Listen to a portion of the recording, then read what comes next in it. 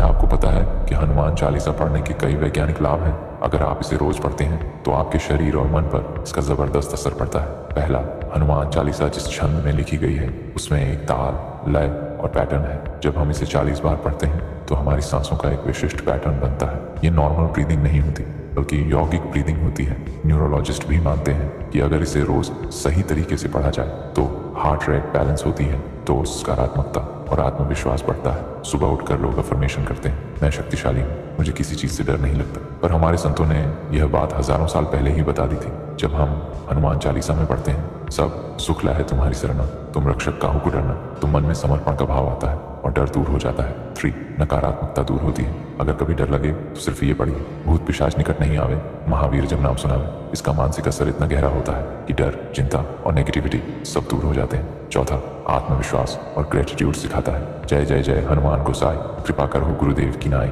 हमेशा कृतज्ञ रहना चाहिए। 5वीं कैद से भी मुक्ति दिलाए, जो 7 बार पाठ कर कोई, छूटी बंदी महा सुख हो। अगर कोई 100 बार हनुमान चालीसा पढ़े तो बड़े से बड़ा बंदी भी मुक्त हो सकता है। तो आज से रोज हनुमान चालीसा पढ़िए और इसके वैज्ञानिक लाभ उठाइए। विद्यार्थियों को हनुमान जी का नाम क्यों लेना चाहिए, इससे उनका क्या फायदा होगा, चलिए बताते हैं। हनुमान जी इतने बुद्धिमान थे कि उन्होंने मात्र 15 दिनों में वेदों को पढ़कर कंठस्थ कर लिया था। सूर्यदेव हनुमान जी से इतने प्रसन्न हुए कि उन्होंने आशीर्वाद दिया, जो भी विद्यार्थी हनुमान जी का नाम लेकर पढ़ाई करेगा वह अपने पाठ कभी नहीं भूलेगा। इसीलिए तुलसीदास जी ने हनुमान चालीसा में लिखा है, विद्यावान गुणी अति चातुर। यानी हनुमान जी केवल विद्वान ही नहीं थे बल्कि उन्होंने अपने ज्ञान को व्यावहारिक रूप से कैसे लागू करना है यह भी भली भांति जानते थे। हनुमान जी श्री राम के कार्यों को समझने और पूरा करने के लिए सदैव तत्पर रहते थे। इस सृष्टि में अगर किसी ने माँ के दूध का कर्ज चुकाया तो वह सिर्फ और सिर्फ श्री हनुमान जी हैं। जब श्री राम राज्याभिषेक के बाद अयोध्या लौट रहे थे तब हनुमान जी ने माँ अंजनी से मिलने की इच्छा जताई। अंजनी माता ने कहा था, बेटा जब तुम प्रभु का कार्य पूरा कर लोगे तब एक बार मुझे मिलने जरूर आना। हनुमान जी ने श्री राम से कहा, प्रभु मेरी माँ ने मुझसे कहा था कि जब कार्य पूर्ण हो जाए तो एक बार मिलने आना। श्री राम ने कहा, हनुमान मैं भी तुम्हारी माँ के दर्शन करना चाहता हूँ। श्री राम ने तुरंत विमान को माता अंजनी के घर की ओर मोड़ दिया।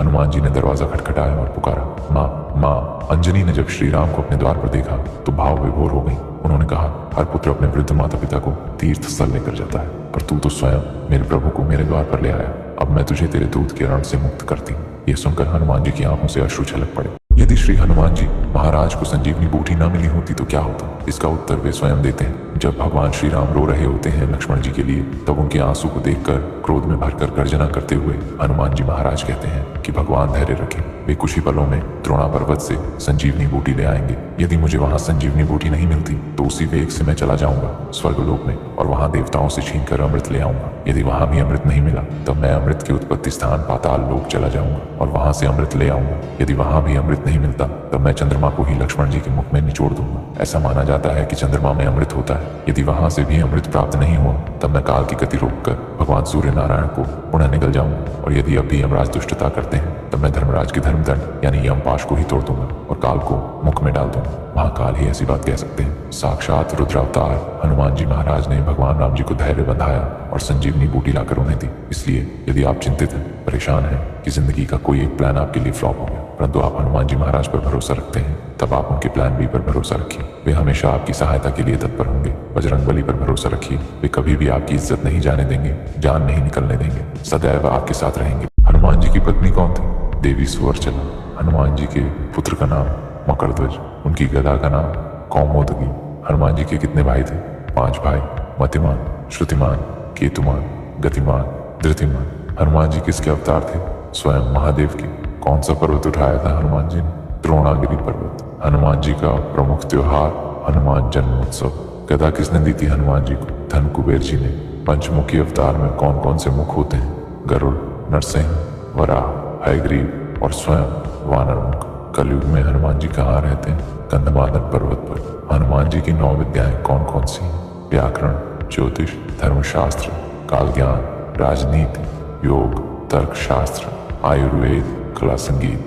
पर्वत उठाने की शक्ति होने के बाद भी यदि प्रभु राम के चरणों में नतमस्तक है तो वे हनुमान है। सूर्य को निगलने का सामर्थ्य होने के बाद भी यदि सूर्य देव से ही दीक्षा लेते हैं तो वे हनुमान है। ब्रह्मास्त्र के बंधन को पल में तोड़ने की क्षमता होने के बाद भी यदि ब्रह्मा का सम्मान करते हैं तो वे हनुमान है। रावण का संहार करने की ताकत होने के बाद भी यदि स्वामी के वचनों को शिरोधार्य करते हैं तो वे हनुमान है।